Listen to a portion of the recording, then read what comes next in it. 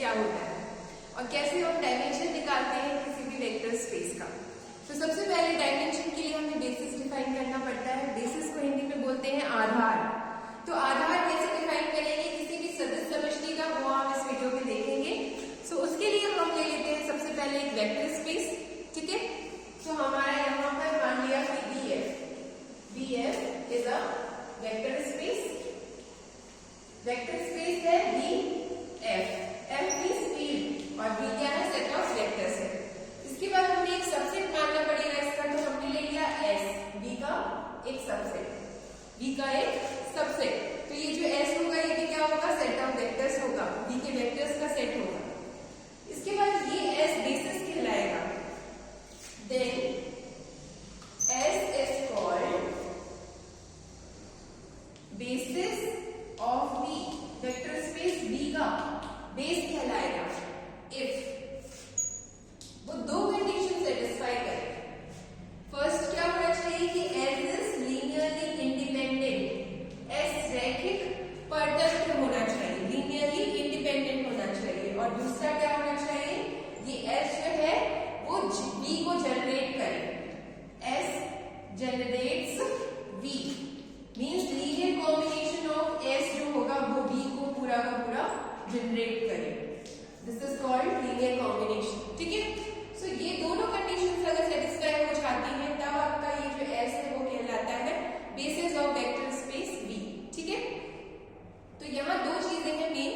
सबसे पहला linearly independent, इसकी डेफिनेशन में ऑलरेडी बता चुकी हूँ, लिंक देख लीजिएगा इसके नीचे डिस्क्रिप्शन में, जिसमें मैंने डिफाइन किया है लीनियरली इंडिपेंडेंट होता क्या है। तो कुछ नहीं है, आप अगर S मान लीजिए, मैं शॉर्ट में बता देती हूँ, ये डेफिनेशन हो चुकी है complete for the basis of vector space.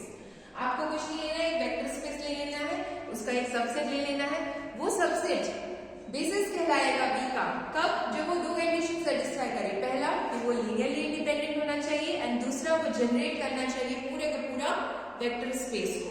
Generate मतलब जनक, वेक्टर स्पेस B को जनक होना चाहिए S, तब आपका S क्या कहलाएगा, एक तरह से बेसिस। बेसिस बहुत इंपॉर्टेंट चीज है एक वेक्टर स्पेस के लिए, क्योंकि वो जनक है B का, वेक्टर स्पेस का जनक कहलाता है। तो दो कंडीशन है सिंपल सी। अब हम कंडीशन समझ लेते हैं कि लीनियरली इंडिपेंडेंस का क्या मतलब है, जनरेट्स का मतलब क्या है। तो चलिए एक एग्जांपल में बताती हूँ। Through an example I can explain you what is the meaning of linearly independence and what is the meaning of generating. तो सबसे पहले मैं मान लेती हूँ कि B हमारा कोई वेक्टर स्पेस है, B है, और जो S हमने सबसे दिया है इसमें मान लेते हैं कि अल्फा 1 अल्फा 2 से लेकर अल्फा n इतने एलिमेंट्स हैं जो कि हमारा सबसेट ऑफ B है, ठीक है। अब सबसे पहली चीज हमें ये शो करना है कि ये लीनियरली इंडिपेंडेंट होना चाहिए। इसका मतलब क्या है कि आपको स्केलर्स लेने पड़ेंगे, n स्केलर्स लेने पड़ेंगे, बिकॉज ये n है, n वेक्टर्स है इसलिए। और इस तरह से लेनी है कि a1 अल्फा 1, a2 अल्फा 2 से लेकर an अल्फा n, इसकी वैल्यू 0 है। तो आप ये शो कर दीजिए कि ये स्केलर्स भी 0 है, a1 into an, ये स्केलर्स भी 0 होंगे। दिस इक्वेशन इंप्लाइज कि a1 into an भी 0 है, तब आपका शो होगा कि ये जो S लिया है वो लीनियरली इंडिपेंडेंट है। This is the definition of linearly independence.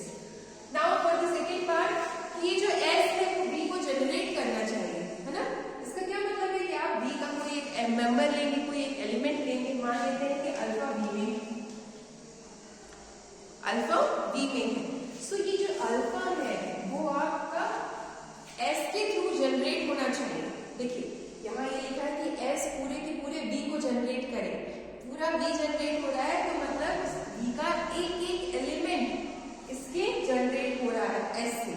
S हमारा ये है, इसका मतलब कि एक एलिमेंट अगर आपने अल्फा लिया है B का, तो ये अल्फा आप इस तरह से रिप्रेजेंट कर सकते हैं ऐसे। सम स्केलर्स, कोई जरूरी नहीं है कि वही स्केलर लेना है। सम स्केलर्स, हमने स्केलर्स क्या लिए हैं, C1 C2 से लेकर Cn, ये कुछ स्केलर्स ले लिए।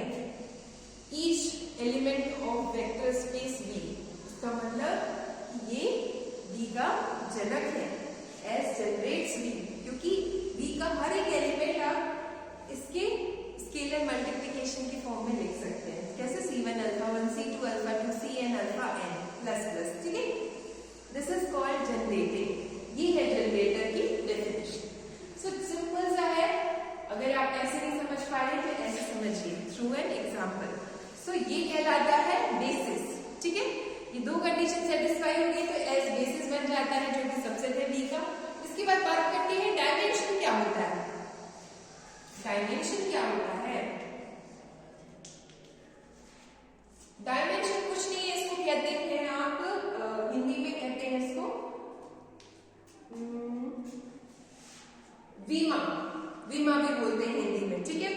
तो डायमेंशन क्या होता है, जितने भी नंबर ऑफ एलिमेंट्स होते हैं बेसिस में, that is the dimension of that vector space.